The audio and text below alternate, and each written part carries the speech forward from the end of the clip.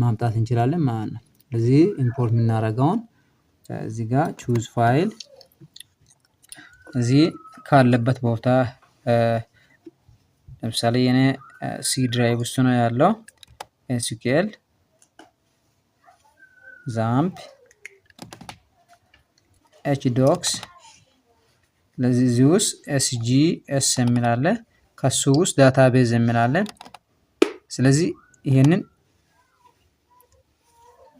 ኤስኪኤል ፋይሉን ማምጣት እንችላለን ማለት ነው።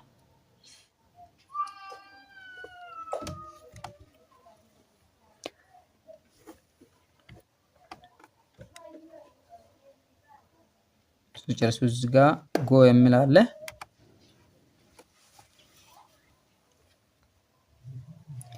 ስለዚህ አሁን የኔ ዳታቤዝ በኤስኪኤል የተጻፈው 11 ኤረሮች አለ። እነዚህ ኤረሮችን ፊክስ ማድረግ አለብኝ። ግን እንደዚህ ነው ኢምፖርት አድርገን ማምጣት የምንችለው እንደዚህ ነው። አዲስ ዳታቤዝ የሚንከፍት ከሆነ እዚህ ጋር አለ አዲስ ዳታቤዝ እዚህ ጋር ኒው የሚል ላይ ክሊክ እናደርጋለን። ከዛ በኋላ ኒው የሚለውን መርጠን ዳታቤዝ ኔሙን እዚህ ጋር ለምሳሌ ዲዲ ወይም ስኩል ብለን እንጽፋለን። ከዛ በኋላ ክሬት የሚለውን መንካት እንችላለን ወይም በኤስኪኤልም መጻፍ እንችላለን። ክሬት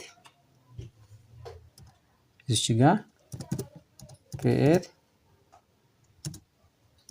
ዳታቤዝ ስኩል እዚህ ጋር ፊት ለፊት ላይ ጎ የሚል አለ።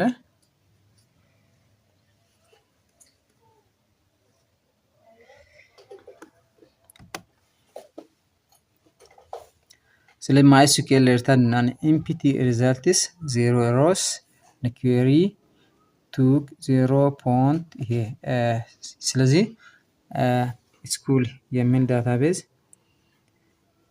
ክሬት አድርጎልኛል ማለት ነው።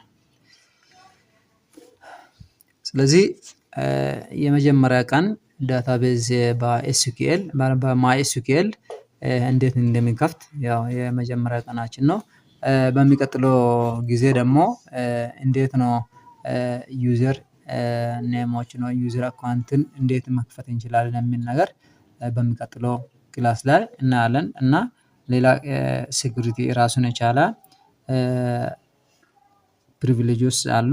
እነዚህ ነገሮችን በኋላ ሌላ ጊዜ እናያለን ማለት ነው።